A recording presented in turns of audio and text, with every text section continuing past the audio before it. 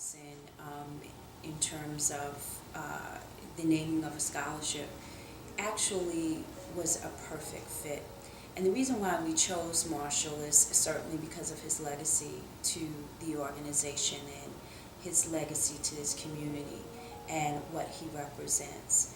The legacy to the corporation is certainly around equal employment opportunity and being the manager of that group for many, many years. He really was a champion and a catalyst for the diversification of our employee population. So certainly Marshall's commitment to that is certainly something that we call historic and respected here within the organization. I can go back to, the early 1950s when I looked at myself in high school and the number of African American and other minorities who were in high school. They weren't finishing. And I use 1953 as an example of that. At that time, there were probably 6 high schools, maybe 7 high schools in the city of Syracuse. And out of that, in June of 1953, as far as minority youngsters, there weren't more than 14 that graduated from high school.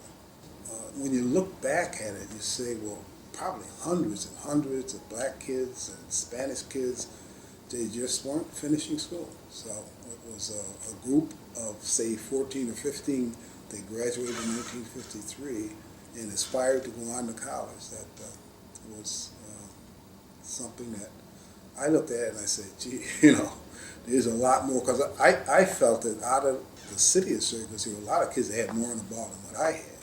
And if I can make it, they could make it, So. Again, going back to Marshall and some of his values, one of his core values is really around education. And the core value of the Minority Employee Advisory Council was also education, knowing that education could be the key to unlock many doors. That's one of the things that the council wanted to ensure, that we gave students an opportunity to unlock those doors. Or if there was a hindrance, that somehow this scholarship could help remove some barriers. To me, education is the thing that most young people, and I'm talking about minority young people, see as giving them an opportunity to get out in the world and compete. And they have a lot more on the ball that way, I think, than myself, looking at it from when I was 17, 18 years old and up to age 25 compared to what they have to face today. I think over the past decade or more, we've awarded over 20 scholarships.